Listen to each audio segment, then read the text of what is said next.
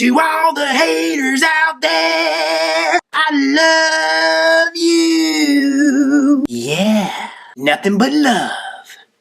Jenna over at Style of Mojo was kind enough to send me this Chi-Yu Megan 318. It's Mojo's first 26650 mechanical mod. I'll tell you what, she's a beaut. B-E-A-beautiful. But how does she vape? Right now I've got this 22mm dripper sitting on here, the Tugboat, sitting on the Megan using the slanted top cap. Got a 0.25 ohm sleeper build in here using 24 gauge Kanthal. Freshly charged battery.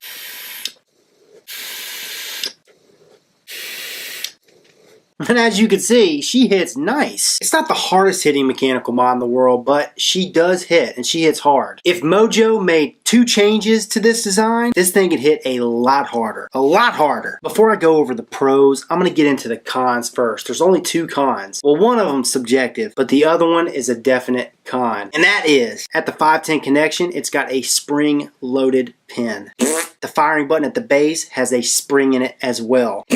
Mojo, take those springs out. With a freshly charged battery, the voltage drop is 0.05. Not bad. Pretty damn good, actually. But voltage underload with a freshly charged battery, something like the Tugboat on here, is damn near 1 volt. 1 volt! And that's with this 0.25 ohm build. Mojo, you take those springs out of the 510 connection, you take the springs out of the bottom switch firing pin, you'll cut that voltage underload in half. It will hit a lot harder. Second con, and this is subjective, but this thing is beautiful, shiny. That's not the con, that's a big pro. But the problem is, in order to keep this thing nice and shiny and clean looking and just mint, it takes a lot of upkeep. You gotta polish this thing. Well, I like to polish my mod every now and again, if you know what I mean.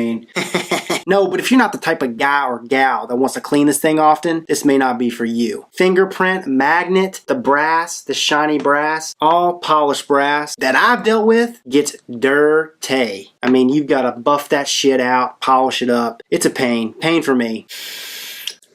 Now the pros. First, the way this thing is machined, easy 10 out of 10. Some of the best machining that I've seen on a vaping device. Threads, buttery smooth. The engravings are nice and deep. Engravings are sick as tits. By the way, Mojo is the guy that made the Chi-Yu. And the Chi-Yu came out, I would say, it's been at least 1.5 years since he launched the Chi-Yu. That thing was the talk of Vape Town. I mean, for like 8 or 9 months. Everybody had to get a Chi-Yu. And there's a reason. Mojo, the way he machines, the way he designs products, top notch. And nowadays, even with the products being so saturated in the vape market, his stuff still stands out to me. Pro number 2, you can run this in 2 different options. Okay, 1 with the slanted top cap, and then 2 with the flat top cap. I'll be showing you guys all this in the close-ups, of course. Another pro, the firing button, the throw is so nice. I mean, it's so easy. Everywhere I press this button, it fires right up. Locking switch, buttery smooth, buttery smooth. I don't even need to use a locking switch because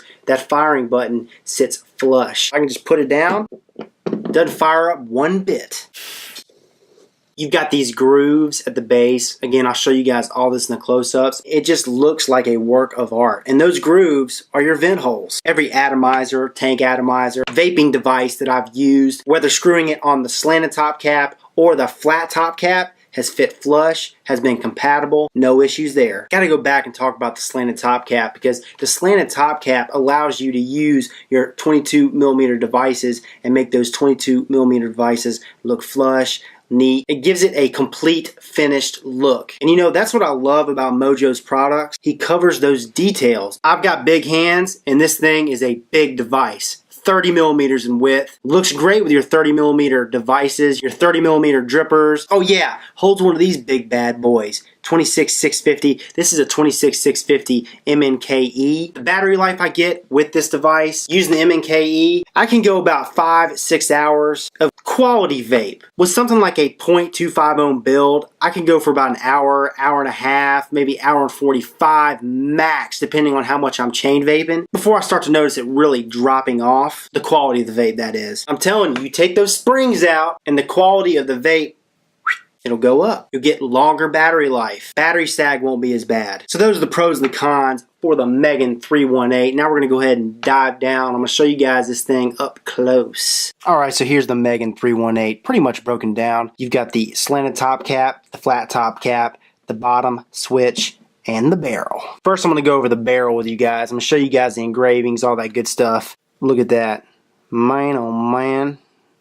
Here's the logo. Look how deep those engravings are. Smooth. This is, by the way, stainless steel, and as you can see, a polished stainless steel. But boy, is it a fingerprint magnet. Down here, you've got a signature dong, the Korean handwriting on the back with the serial number 609. Look at these threads.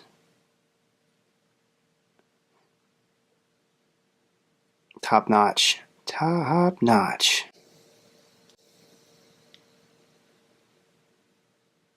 So that is the barrel. Here is the slanted top cap.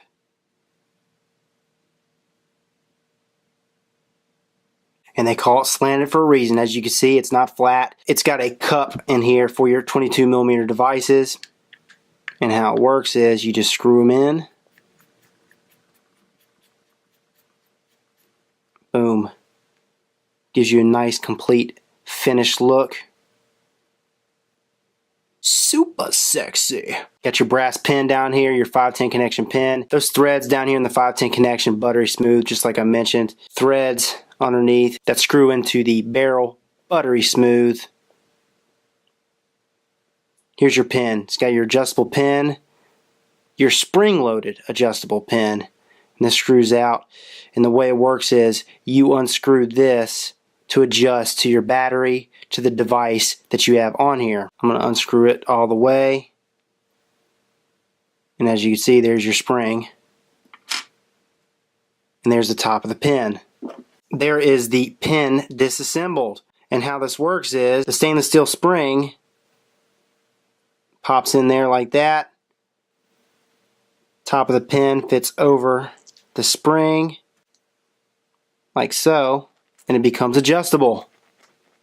You got your Delrin insulator or isolator that screws in to there just like that.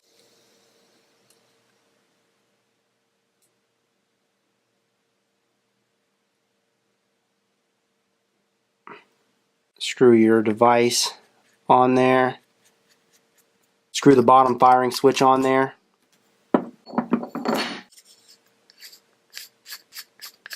Oh, needs to be adjusted. Not a problem. Tighten that sucker back up. Oh, no battery rattle.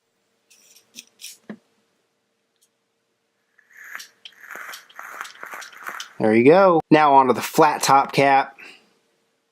And by the way, both these top caps, they are made of brass, as you guys can see. It is a little scuffed at the top, and you know, that's on me. It did not come like this. It came shiny. I mean, shiny, shiny, shiny. Different addies that I've screwed on here have scratched the top cap. It's nothing you can't buff out. The adjustable pin is the exact same that I just showed you, so no need to go into that again. But this flat top cap is for your devices that are 30mm in width, like the Asmodus RDA.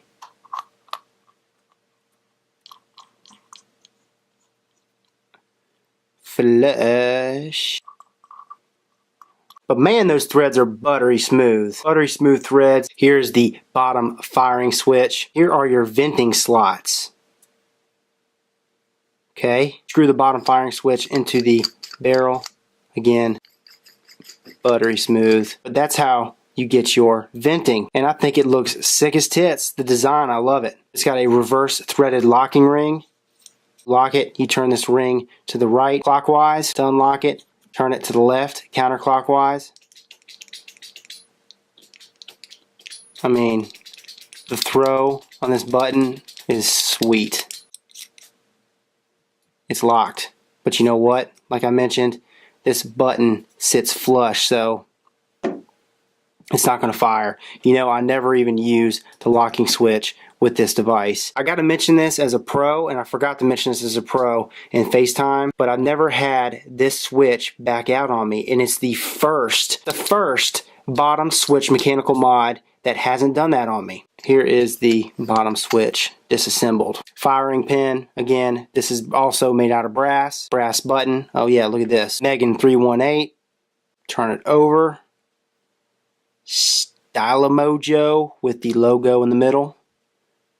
I mean, beautiful. Nice smooth ring threads. It's in unlock mode, so you can fire it. Brass pin that comes out, unscrews just like that.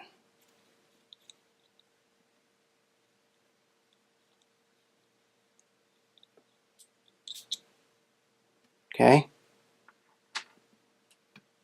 Turn this over, and it's held together by a spring. And there is the bottom firing pin disassembled. Let's go ahead and reassemble that bad boy, shall we? Spring, button, press that in just like that, screw the pin in there.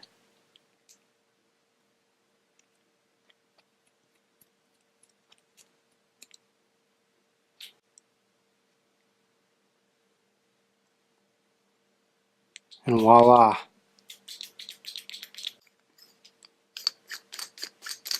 Lock that switch up. And that is the Chi-Yu Megan 318. Let's go ahead and take her back to the original screen, shall we? Alright, so that's the Megan 318. Where can you get this thing? How much is it? And if Jenna hadn't sent this to me for a review, would I have tried to purchase it? The best place that you can get this right now is this link right here. That link right here is where you can get it. According to Jenna, this device is $260. If you purchase this at the link I just showed you guys, it's actually $260 plus $30 for shipping, which comes out to $290. Mojo, I don't know, brother. $290? That is expensive. And to answer your last question, I would not buy this device. For $290? Come on. That's getting up there. And that's just not this device. That's a lot of other devices out there. Mechanical mods especially. Some of you guys are charging ridiculous amounts of money for these mechanical mods. And I'm gonna tell you what, why? These things are gonna get cloned and cloned and cloned for like 1/10 of the price. Drop your prices. The way you're machining and manufacturing this stuff, yeah, I know you guys have costs. I know you're paying for labor. You got overhead costs. I get it. But damn, $290? I guarantee you you're making at least a 200% profit. And I gotta mention this because there's a lot of people that don't have the money. They don't have the money to pay for that. So guess what?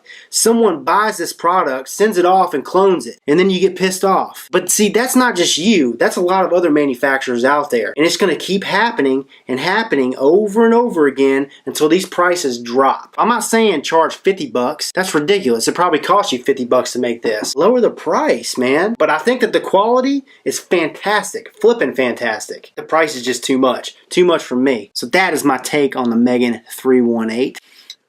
This is Rip Trippers, and remember, smoking is dead, vaping is the future, and the future is now.